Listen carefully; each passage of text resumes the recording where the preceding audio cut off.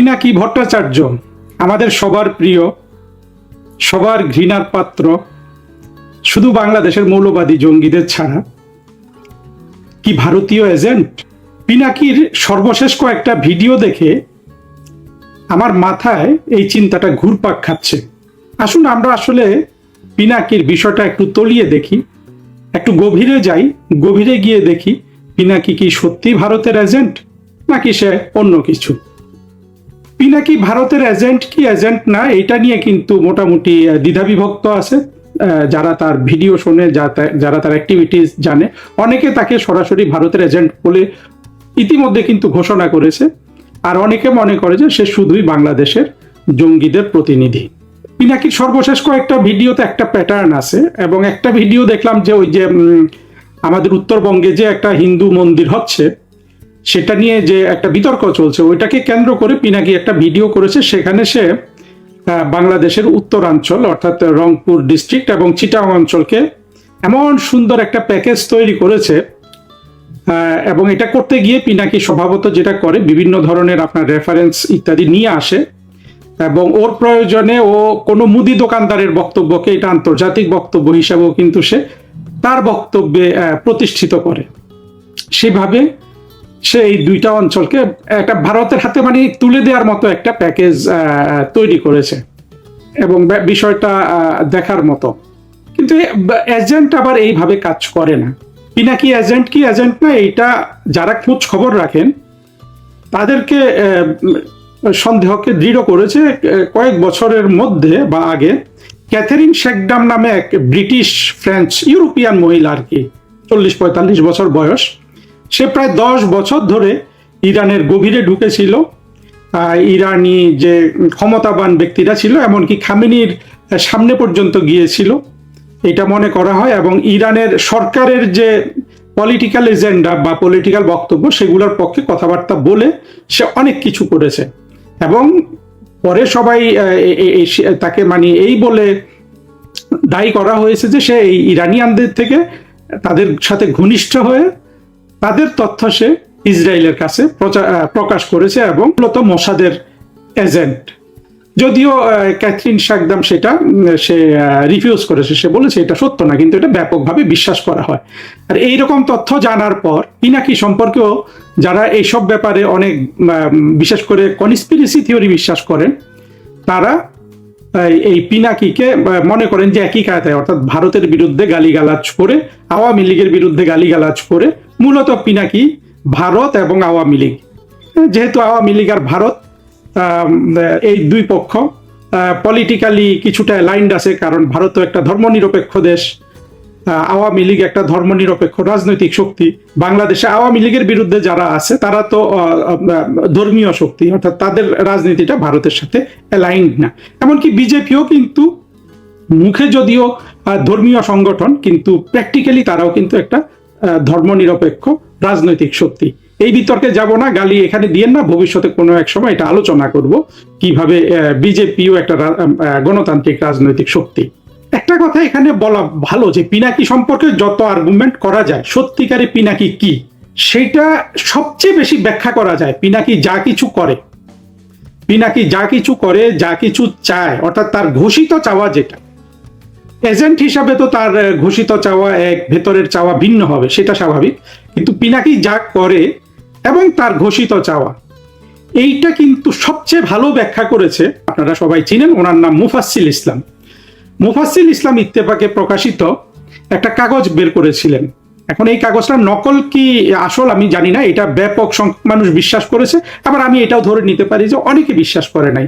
ইত্তেফাকে প্রকাশিত এই কাগজে বলা হয়েছিল যে পিনাকির যে মা, এবং পাকিস্তান আমল বা পাকিস্তানের মানে পিনাকি যে সময়টা জন্মগ্রহণ করেছে ওই সময়টায় একজন পাকিস্তানি কর্নেল বা আর্মি অফিসার ওই অঞ্চলে চাকরি করত, এবং তার সাথে পিনাকির মায়ের প্রেম হয়, এবং পিনাকি এবং পিনাকির ওই পাকিস্তানি লোকের এবং পিনাকির মায়ের প্রেমের ফসল হলো পিনাকির শরীরের গঠন এবং চোখ, কথাবার্তা, এগুলোতে কিন্তু মোটামুটি একটা পাকিস্তানি ছাপ কিন্তু আছে।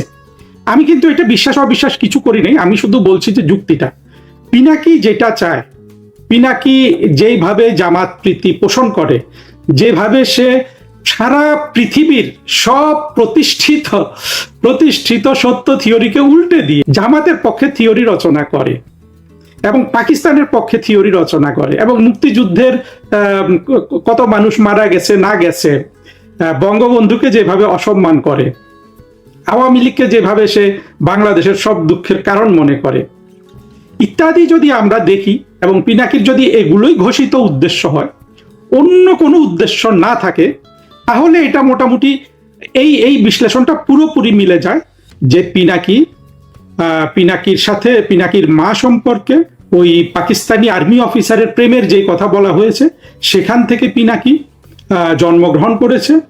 এবং এরকম হলে আমরা সহজেই বুঝতে পারি পিনাকির বাপ পিনাকিকে মেনে নিলেও এক ধরনের টানাপোড়েন তো রয়ে গেছে ওর শৈশবে। ফলে শৈশব থেকে পিনাকি কিন্তু একজন মানে নো ম্যানস ল্যান্ডে জন্মগ্রহণ করা একটা শিশু। নো ম্যানস ল্যান্ডে জন্মগ্রহণ করা মানে হলো যে পিনাকি শৈশব থেকে আমার আপনার মতো স্বাভাবিক মনস্তত্ত্ব নিয়ে কিন্তু ও বেড়ে ওঠেনি। ওর মার সাথে যদি ওই আর্মি অফিসারের প্রেম থাকে, মা ওকে কান্নাকাটি করে তার কথা বলেছে এবং পাকিস্তানের প্রতি ওর প্রীতি এবং ভালোবাসা জন্ম নিয়েছে, এগুলো কিন্তু খুব স্বাভাবিক। এবং আমি এটা বলছি কেন জানেন, পিনাকি যা প্রচার করে সেটা কিন্তু এই থিওরিটা, এটা সত্য বলে অনেকে, আমি সত্য মিথ্যা বলছি না, আমি বলছি যে পিনাকিকে বিশ্লেষণ করার জন্য এটা হলো সবচেয়ে যৌক্তিক। অর্থাৎ যে এটা যদি বানানো হয়, কিন্তু এই ঘটনাটা যদি সত্য হতো যে পিনাকির বাবা একজন পাকিস্তানি, পিনাকির মা বাংলাদেশি হিন্দু, পরবর্তীতে যেভাবে ঘটনা প্রবাহ এড়িয়েছে, এই ধরনের একটা শিশুর যে ধরনের জটিল শৈশব থাকে সেখান থেকে আজকে পিনাকি যা হয়েছে, যা সে করছে, একেবারে সরল রৈখিক আপনার অনুবাদ। এটা কোনো বিশ্লেষণও না।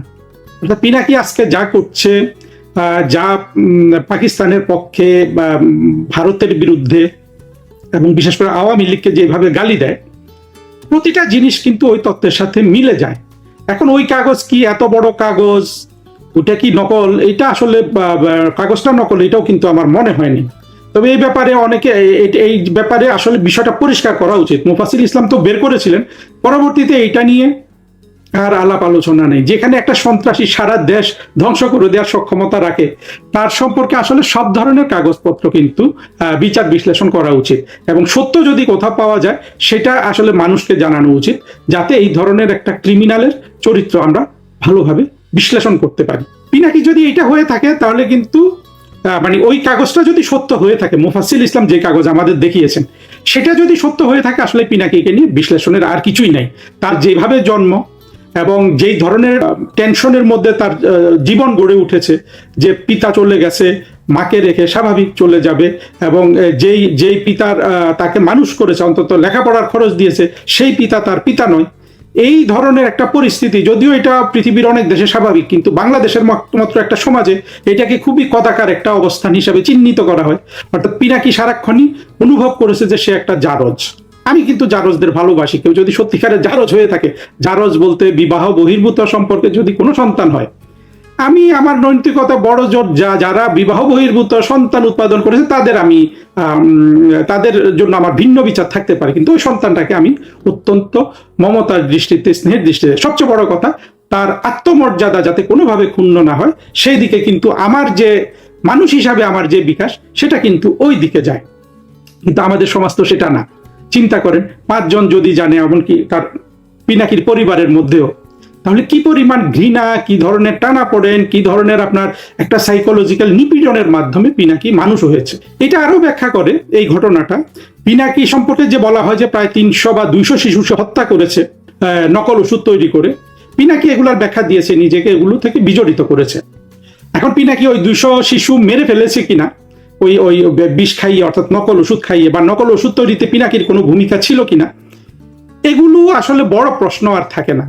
পিনাকি এই পর্যন্ত যে ধরনের কার্যক্রম করেছে, যেই দানবীয়তা নিয়ে, যেই হিংস্রতা নিয়ে সে 24-এর জঙ্গি উত্থানের পর আওয়ামী লীগের লোকজনকে মেরে ফেলার জন্য বাংলাদেশি জঙ্গিদের উস্কে দিয়েছে, কিংবা কিছুদিন পরে হয়তো দেখা যাবে বিএনপিকে মেরে ফেলার জন্য, আজকে দেখলাম ওই যে কষা জাহেদকে মানে যেভাবে আটকানোর জন্য, মানে যে হিংস্রতা নিয়ে পিনাকি বলছে, এগুলা পিনাকির এই চরিত্রটা যে ও যে একটা হিংস্র, হিংস্রতা যে ওর সাথে কেউ পারবে না, এইটা এতটুকু হিংস্রতা কিন্তু ওই 200 বা 300 শিশুকে নকল ওষুধ খাইয়ে মেরে ফেলা পিনাকির পক্ষে কিন্তু অসম্ভব না। খেয়াল করবেন, আমি কিন্তু পিনাকি কাজটা করেছে কি করেনি সেদিকে যাচ্ছি না, এগুলো নিয়ে তর্ক করতে পারে, কিন্তু পিনাকির ভিতর যেই ধরনের হিংস্রতা এবং নিষ্ঠুরতা আছে সেটা দিয়ে কিন্তু ওই কাজটা না, হচ্ছে অনেক আরো বেশি শিশুকে মেরে ফেললে কিন্তু পিনাকির কিছু এসে যায় না। যেমন এই যে হামে যে এত শিশু মেরে ফেললো ইউনুস, বাংলাদেশেরও কোনো বিকার নাই, ইউনুসেরও কোনো বিকার নাই। ইউনুস কিন্তু আবার পিনাকির চেয়েও উঁচু দরের নিষ্ঠুর এবং অন্য জটিল ক্যারেক্টার, এটা আজকে কথা বলছি না, কিন্তু প্যাটার্নটা চিন্তা করেন, পিনাকির যে নিষ্ঠুরতা এর মধ্যে প্রকাশ হয়েছে সেখানে সে 200-300 শিশু কিন্তু মেরে ফেলতে পারে, এটা কোনোভাবেই অসম্ভব কিছু না। পরবর্তীতে পিনাকি সম্পর্কে আমরা যেটা দেখলাম এবং আগে থেকেই যেটা আমরা জানি সেটা হলো যে পিনাকি যে তার রাজনৈতিক অ্যাক্টিভিজমটা করে, এই রাজনৈতিক অ্যাক্টিভিজমের মধ্যে ওর ক্লোজেস্ট ক্লিক হলো কিন্তু মাহমুদুর রহমান। মাহমুদুর রহমান, ইলিয়াস, কনক সারোয়ার এবং পিনাকি, এই চারটা ছিল মানিক জোড়। এদের সাথে অনেকেই জঙ্গি উত্থানের আগে অনেকেই এদের সাথে ছিল, জুলকারনাইন শায়ের, তারপরে ফাহাম আব্দুস সালাম, জাহিদুর রহমান, যে এখন ওই যে আমাদের প্রধানমন্ত্রীর তথ্য উপদেষ্টা, এরা সবাই কিন্তু এক ক্লিক হয়ে কাজ করেছে। ওই যে বিরানি শাহেদ, তারপরে ওই যে আরেকটা টোকাইকে যে ইউনুস এনে তার উপদেষ্টা স্পেশাল অ্যাসিস্ট্যান্ট বানালো মনির হায়দার, এগুলো সব এক ক্লিকে কাজ করতো তখন। পরবর্তীতে বিএনপি জামাত ভাগাভাগি হয়ে এরা দুই পক্ষ হয়ে গেছে। তাজ হাসমি ছিল, এখন আবার তাজ হাসমি কিন্তু পিনাকির বিরুদ্ধে আবার বেশ ভোকাল, তবে তাজ হাসমির বক্তব্য তো পিনাকির মতো অত দূরে পৌঁছে না। পিনাকিটা খুব পিনেট্রেট করে, পিনাকি যে কোনো ভিডিও যখন আপলোড করে 1-2 দিনের মধ্যে লক্ষ লক্ষ এগুলা কিন্তু মানুষ দেখে। পিনাকি বিরাট সফল একজন অ্যাক্টিভিস্ট, তাতে তো কোনো সন্দেহ নাই। আমরা তার ক্লিকটা দেখি, এই যে মাহমুদুর রহমানের সাথে তার ক্লিক, পুরো ভারত উপমহাদেশে, আমি মাহমুদুর রহমান নিয়ে ভিন্ন জায়গায় কথা বলবো, মাহমুদুর রহমান 1 নম্বর জঙ্গি। আপনি এটা জৈশি মোহাম্মদ নিয়ে আসেন, বর্তমান পৃথিবীতে আমি মনে করি যে যত জঙ্গিদের গডফাদার, জঙ্গি বলতে মানে কি, মাহমুদুর রহমান তো এই পর্যায়ে এসে ফিল্ডে ওবামা মেরে নেমে পড়বে না, যদিও একটা সময় পড়বে। আমরা যদি মাহমুদুর রহমানকে ধরেন হলি আর্টিজান বা এই ধরনের কোনো জায়গার মতো যদি মাহমুদুর রহমানকে আটক করি, মাহমুদুর রহমান হয় বিষ খেয়ে মরে যাবে অথবা ওই আত্মঘাতী হবে কিংবা বোমা ফাটাবে, মানে 5-10 জনকে মারবে। এইটা লাদেনও করতো, বর্তমানে সেটা করছে না। মানে মাহমুদুর রহমানের চেয়ে আমার জঙ্গিবাদ সম্পর্কে প্রায় আমি 35 বছর পড়াশোনা করি, জঙ্গিবাদের একেবারে সব ধরনের গবেষণা। হ্যাঁ, এগুলো বলতে চাই না, কিন্তু বলি যে আমার কথাগুলোকে কেউ খেলো করে দেখবেন না, এই জন্য বলি আর কি। মাহমুদুর রহমানের মস্তিষ্ক যেই পরিমাণ জঙ্গি, এইরকম জঙ্গি সারা পৃথিবীতে এখন বড় জোর আপনি 5-10 জন পাবেন, কিন্তু মাহমুদুর রহমানের মতো এত বড় জঙ্গি, আমাদের দুর্ভাগ্য যে বাংলাদেশটা তো আসলে জঙ্গিদের দ্বারাই শাসিত, জঙ্গিদের দ্বারাই প্রিয়। আর বাংলাদেশে তো মানুষ হ্যাঁ অর্থনৈতিক উন্নতি চায়, আমি বারবার বলতেছি, দেখেন জঙ্গি আর অর্থনৈতিক উন্নতি দুটো হবে না। যাও প্রসঙ্গে চলে আসি, আমার ভিন্ন প্রসঙ্গে যেতে ইচ্ছে করে, কারণ আসলে কথার সাথে কথা চলে আসে। মাহমুদুর রহমানের মতো জঙ্গির সাথে পিনাকির যে ক্লিক, এইটা হওয়া আপনার একটা অসাধারণ ঘটনা, আমি বলবো যে একটা অকল্পনীয় ঘটনা। হয় পিনাকি মাহমুদুর রহমানের মতো মগজ ধোলাইকৃত ইসলামিক জঙ্গি হয়ে গেছে, ইসলাম ধর্মকে ভালোবেসে বা ইসলাম ধর্মের যেই অংশটাকে জঙ্গিবাদ আপনার অনুশীলন করে সেই অংশটাকে ভালোবেসে পিনাকি সেই ধরনের জঙ্গি হয়ে গেছে। ইলিয়াস কিন্তু অলরেডি সেই ধরনের জঙ্গি, ইলিয়াস নিয়ে এখানে কথা বলার অবকাশ নেই। মোটামুটি কনক সারোয়ারও কিন্তু এদের কাছাকাছি জঙ্গি, কিন্তু একই ধরনের জঙ্গি পিনাকি হয়ে যাওয়া, এইটা কিন্তু এই জায়গায় এসে কিন্তু আপনার একটু খটকা লাগার কারণ আছে, আপনাকে একটু থামতে হবে। এখন পিনাকি যদি সত্যি সত্যি ভারতীয়দের এজেন্ট হয়ে থাকে, তাহলে আমি বলবো যে এটা ভারতীয়দের একটা বড় সাফল্য যে এই সাবকন্টিনেন্টের সবচেয়ে বড় জঙ্গিদের একজন, যার সমকক্ষ হয়তো আর 2-3 জন খুঁজে পাওয়া যাবে।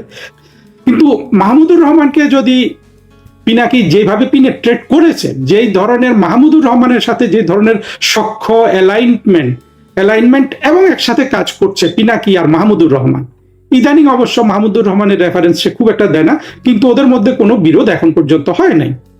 তাহলে এখানে বলতে হবে যে ভারতীয়রা যদি পিনাকিকে নিয়োগ করে থাকে বা পিনাকি স্বইচ্ছা ভারতীয় এজেন্ট হয়ে থাকে, মাহমুদুর রহমানকে পিনেট্রেট করা হলো পিনাকির জীবনের সবচেয়ে সফল, মানে এই পিনাকি যদি এই পর্যায়ে মানে সে যদি সত্যি সত্যি ভারতীয় এজেন্ট হয়ে থাকে, তাহলে মাহমুদুর রহমানকে পিনেট্রেট করা ইলিয়াসকে পিনেট্রেট করা হলো পিনাকির জীবনের, অর্থাৎ তার গুপ্তচর বৃত্তির জীবনের সবচেয়ে বড় সাফল্য। আমরা পিনাকি কি সত্যি ভারতীয়দের এজেন্ট কি এজেন্ট না, এটা পিনাকি কখনো আমাদের হাতে ধরা পড়লে না পড়লে আমরা জানবো না, অর্থাৎ যথেষ্ট পরিমাণে জিজ্ঞাসাবাদ না করলে জানা যাবে না। কারণ এজেন্ট কখনো বলে না এজেন্ট, যারা নিয়োগ দেয় তারাও কিন্তু এগুলো প্রকাশ করে না। এখন ধরুন পিনাকি ভারতের এজেন্ট, ভারত পিনাকি থেকে কি পাচ্ছে? হ্যাঁ, ভারত পিনাকির কার্যক্রম দ্বারা বাংলাদেশের মৌলবাদী জঙ্গি জামাত এদেরকে এক্সপোজ করছে খুব ভালোভাবে।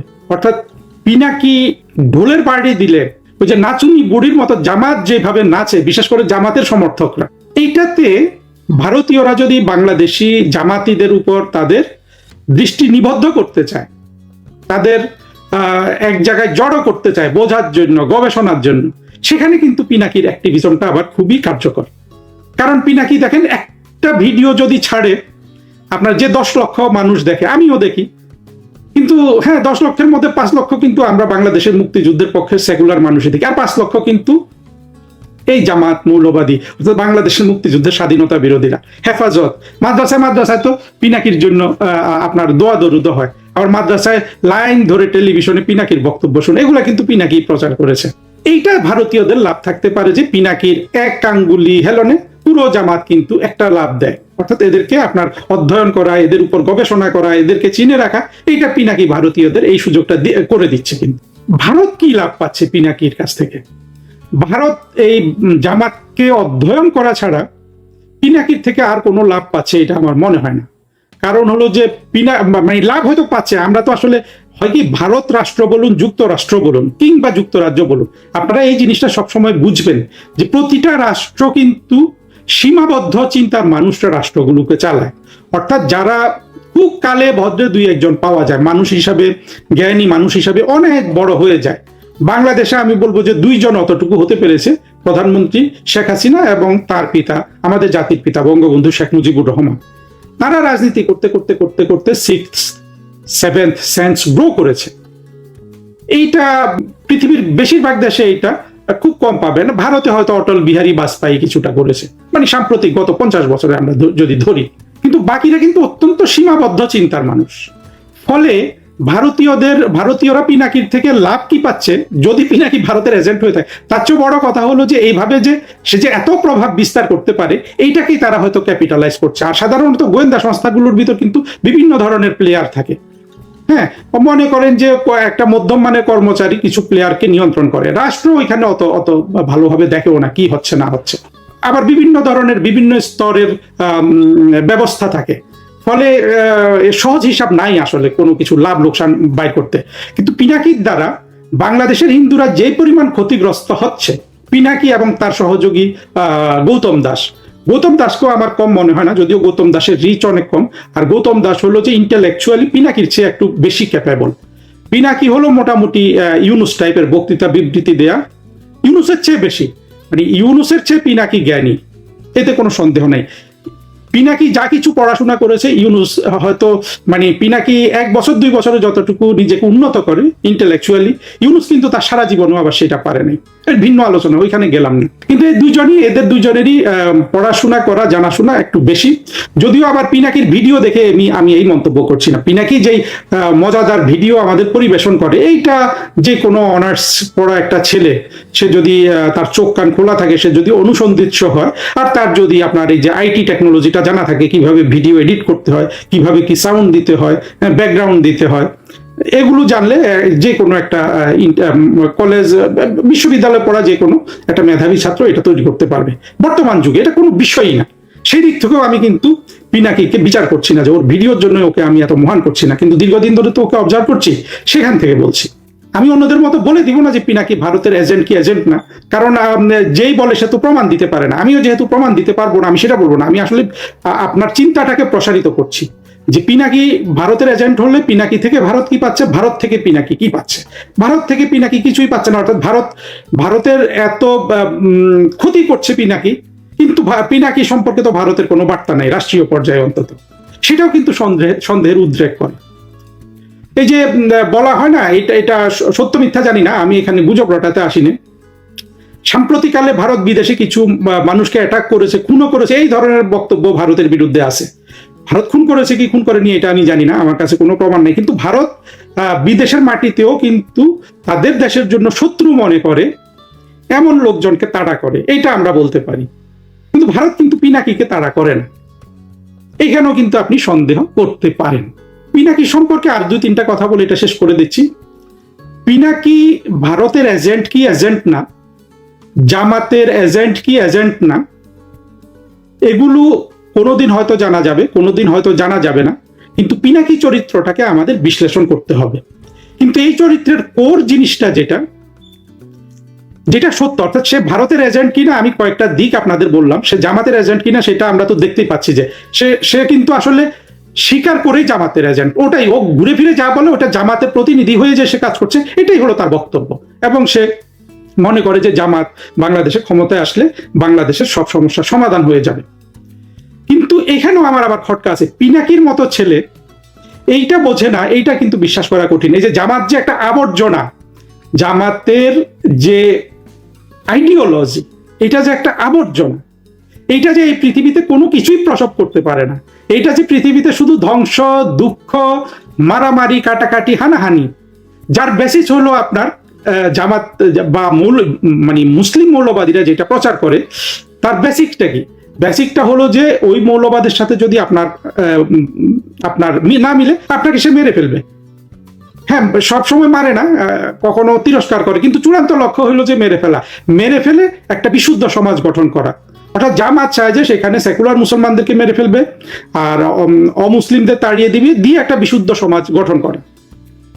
এই আইডিওলজি কিন্তু একটা আবর্জনা, এটা পৃথিবীতে কোথাও টিকে নাই। এই আবর্জনা দিয়ে জামাতের শান্তি পিনাকি বাংলাদেশে আনবে, পিনাকি এটা বোঝে না, এইটা আসলে বিশ্বাস করার কোনো কারণ নাই। আমরা কিন্তু এক সময় দেখেছিলাম পিনাকি কিন্তু খুবই আর্জেন্ট এবং একেবারে খুব কড়া একজন জামাত বিরোধী লোক ছিল।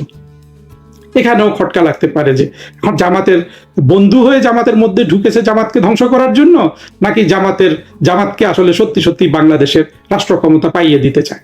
পিনাকি সম্পর্কে যে জিনিসটা বলছি বলেও আবার ব্যাখ্যাতে চলে গেলাম, যেটা সত্য হিসাবে 2-3টা জিনিস আপনি পাবেন, এখানে কিন্তু কোনো খাদ নাই। একটা হলো যে পিনাকি যাই করুক এর পেছনে কিন্তু একটা ভয়ানক অপরাধ আপনার রয়েছে, মানে ওর মস্তিষ্কের মধ্যে। যেই অপরাধ হলো খুন ছাড়া, অর্থাৎ কত লক্ষ কত কোটি মরে যাবে এইটা পিনাকির কাছে কোনো বিষয় না, এগুলা সব খুন হয়ে গেলেও ও ওর আরাধ্য জিনিসটা চায় আর কি। এবং এই পথে অর্থাৎ স্টালিন কিংবা হিটলার তারা যেভাবে পৃথিবীটাকে দেখতো, মাও সেদং, যে পথের কাঁটাকে খুন করে ফেললেই কেবল আরাধ্য সমাজ প্রতিষ্ঠিত হবে, এই জিনিসটা পিনাকি প্রচার করে। এবং ওদের মতো আদর্শিকভাবে সেটা বিশ্বাস করে কিনা জানি না, কিন্তু খুন করে ফেলার মতো অর্থাৎ খুন করে ফেলতে পারার মতো নিষ্ঠুরতা পিনাকির চোখে আছে। পিনাকির চোখ হলো সবচেয়ে শীতল চোখ বাংলাদেশে যত ক্রিমিনাল অনলাইনে কাজ করে বা অফলাইনে কাজ করে। মাহমুদুর রহমান কিন্তু পিনাকির মতো নিষ্ঠুর হতে পারবে না। আমি এইরকম শীতল নিষ্ঠুর চোখ দেখেছিলাম শুধু শায়খ আব্দুর রহমানের মধ্যে। আপনারা পিনাকির চোখটা খুব ভালোভাবে খেয়াল করবেন, শীতল এবং নিষ্ঠুর। অর্থাৎ মানুষ কত মারা গেল এইটা কিন্তু পিনাকির সমস্যা না, সমস্যা হলো যে সে যেটা চায় এইটা পায়। এইটাও কিন্তু ওই যে পেছনে গিয়ে আবার ওইটা আপনি জাস্টিফাই করতে পারবেন, সে 300 বা 500 শিশু বা 200 শিশু মেরেছে কি মারেনি এটা বড় কথা নয়, মারার মতো নিষ্ঠুরতা পিনাকির মধ্যে আছে। পিনাকির নিষ্ঠুরতা তার ক্ষেত্রে একটা সত্য। আরেকটা সত্য হলো পিনাকি অমর হতে চায়। রবীন্দ্রনাথ অমর হয়েছে, দেখবেন রবীন্দ্রনাথ আবার পিনাকির বড়ই শত্রু, মানে পিনাকি অমর হতে চায় যে কোনো ভাবে হোক। এই সত্যটা তা বিশ্বাস করতে পারে। পিনাকি যদি জামাত দিয়ে বাংলাদেশ দখল করাতে পারে এইটাকে সে তার অমরত্বের একটা রাস্তা মনে করে। 24-এর জঙ্গি উত্থানের সে কিন্তু শুরুতে কিন্তু বিরোধিতা করছিল, সে ভাবছিল যে এটা ডাইভার্ট করতেছে তার এজেন্ডা থেকে। পরে কিন্তু 24-এর পুরো জঙ্গি উত্থানটাকে পিনাকি কিন্তু আবার গ্র্যাব করে ফেলেছে। এখন এটা মনে হয় যে পুরোটাই কিন্তু পিনাকির সাফল্য। আর পিনাকি কিন্তু ওই গ্রেটনেসটা চায়, অর্থাৎ যে কোনো বড় একটা কাজ হয়ে গেলে সেটার সাফল্য দাবি করে সে গ্রেটনেসটা চায়, অর্থাৎ সে মহান হতে চায়। মৃত্যুর পরও লক্ষ কোটি মানুষের মনে সে বেঁচে থাকতে চায়। এটা যেমন সত্য, আবার পিনাকি যে পথটা বেছে নিয়েছে সেটা তেমনই মিথ্যা। অর্থাৎ সবাই তো গ্রেট হতে চায়, কারো কারো ক্রেভিংটা এত বেশি থাকে যে সহজ পথে তারা গ্রেট হয়ে যায়। পিনাকি ধরেন যদি সত্যি সত্যি ও ছোটবেলায় যা ছিল, ছোটবেলা বলতে আমি ওইটা বলছি না, মানে ছাত্র জীবনে বা তারপরে ও তো এক সময় কমিউনিস্ট পার্টি টাটি এগুলা করেছে, মানে ওই সময় ওর একটা হয়তো উদারনৈতিক মন ছিল, যেটা ছিল। তখন কি পিনাকি বিখ্যাত হয়েছিল? হয়নি। পিনাকি বিখ্যাত হয়েছে যেদিন থেকে সে জামাত অবলম্বন করে তার কার্যক্রম শুরু করেছে। সলিমুল্লাহ যেদিন থেকে জামাত এবং মাদ্রাসার ছাত্র কেন্দ্র করে তার বক্তৃতা বিবৃতি শুরু করেছে, সেদিন থেকে কিন্তু সত্যিকারের সলিমুল্লাহর উত্থান হয়েছে, জনপ্রিয় হয়েছে। ফরহাদ মজারও তাই। ফরহাদ মজার, খালেদা জিয়া যখন ফরহাদ মজার প্রকৃতপক্ষে একজন বামপন্থী চৈনিক হোক যা হোক ছিল, খালেদা জিয়া তাকে গ্রেপ্তার করেছে। পরবর্তীতে সে যখন মাদ্রাসা ছাত্র ভিত্তিক কার্যক্রম শুরু করলো, জামাত বিএনপি সবাই ফরহাদ মজারকে একটা ডেমিগড বানিয়ে ফেলেছে না? দেখেন, তাহলে এই লোকগুলো কিন্তু একটা জেনারেল ক্রাইটেরিয়া আমরা পাচ্ছি, সবাই কিন্তু জনপ্রিয়তা চায়। যে জনপ্রিয়তা আওয়ামী লীগ বা বাংলাদেশের মুক্তিযুদ্ধের পক্ষের শক্তি এদেরকে দেয় না। আমার একটা কার্যের মধ্যে এটাও থাকবে যে বাংলাদেশের মুক্তিযুদ্ধের পক্ষের শক্তির এটা একটা ভয়াবহ ভুল, যে নিজেরাও জ্ঞান চর্চা করবে না, যারা একটু পারবে এই জায়গাতে তাদেরকেও কোনো মূল্য দিবে না। এটা হলো আওয়ামী লীগের চরম, আমি বলবো যে তাদের সীমাবদ্ধতা, তাদের ভুল, এবং তাদেরকে এই জায়গাটা থেকে আমরা বের করে আনতে পারি কিনা সেটা দেখি, সেটা ভিন্ন আলোচনা। কিন্তু সহজ কথা হলো যে পিনাকি, ফরহাদ মজার, হ্যাঁ, সলিমুল্লাহ কেউই কিন্তু মুক্তিযুদ্ধের পক্ষে কথা বলে বিখ্যাত হয়নি।